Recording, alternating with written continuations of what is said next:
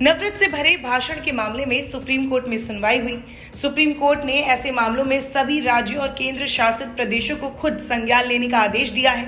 Supreme court ने कहा है कि अगर ऐसे मामलों में कोई शिकायत भी ना आए तो भी तुरंत एफआईआर दर्ज होनी चाहिए।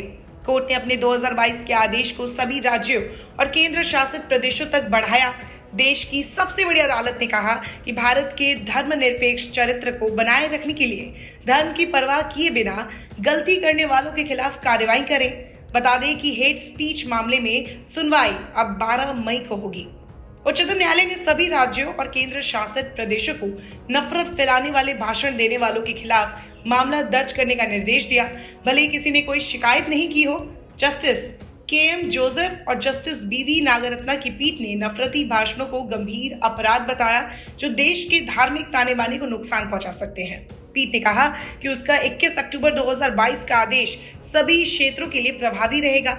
उसने चेतावनी दी कि मामले दर्ज करने में किसी भी देरी को अदालत की अवमानना माना जाएगा। इससे पहले सुप्रीम कोर्ट ने सिर्फ यूपी, दिल्ली और उत्तराखंड सरकार को यह आदेश दिया था। अब यह आदेश सभी राज्यों को दिया गया है। सुनवाई के दौरान जस्टिस के.एम. जोसेफ ने कहा कि हेट स्पीच राष्ट्र के ताने बाने को प्रभावित करने वाला एक गंभीर अपराध है। यह हमारे गणतंत्र के दिल और लोगों की गरिमा को प्रभावित करता है। सर्वोच्च न्यायालय ने चेतावनी दी कि इस बहुत गंभीर विषय पर कार्रवाई करने में प्रशासन की ओर से देरी को अदालत की अवमानना माना जाएगा। शीर्ष अदालत का ये आदेश पत्रकार शाहीन अब्दुल्ला की याचिका पर आया है, जिन्होंने शुरू में पहले दिल्ली, उत्तर प्रदेश और उत्तराखंड को नफरत फैलाने वाले भाषण देने वालों के खिलाफ मामले दर्ज करने का निर्देश देने का अनुरोध किया था। जिन्होंने शुरू में दिल्ली, उत्तर प्रदेश और उत्तराखंड में नफरत फैलाने वाले भाषण देने वालों के खिलाफ मामले दर्ज करने का निर्देश देने का अनुरोध किया था।